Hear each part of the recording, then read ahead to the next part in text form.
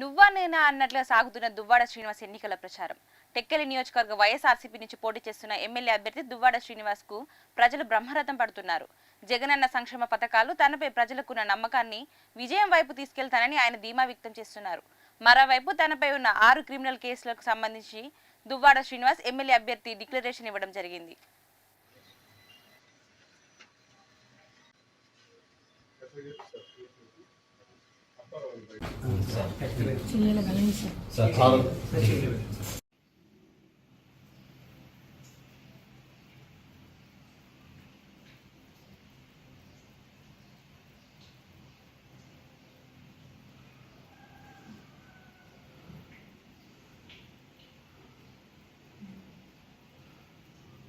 ఇరవై 25 ఏళ్లుగా ప్రజల సమక్షంలోనే ప్రజల మధ్య ఉంటూ ఉద్యమాలు పోరాటాలు ఎన్నో సందర్భాల్లో ప్రజల గొంతై మాట్లాడినటువంటి అనుభవంతో గడిచిన రోజుల్లో కూడా ఎమ్మెల్యేగా పోటీ చేసినటువంటి అనుభవంతో అతి తక్కువ ఓట్లతో పైచిలుకు సంక్షేమం ఒక 4,361 కోట్ల రూపాయలతో మూలపేట గ్రీన్ఫీల్డ్ పోర్ట్, అలాగే నందిగాం మండలానికి సంబంధించి 800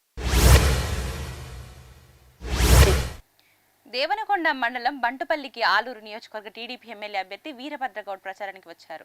ఈ ప్రచారంలో వర్గ విభేదాలు బహిరంగమయ్యాయి.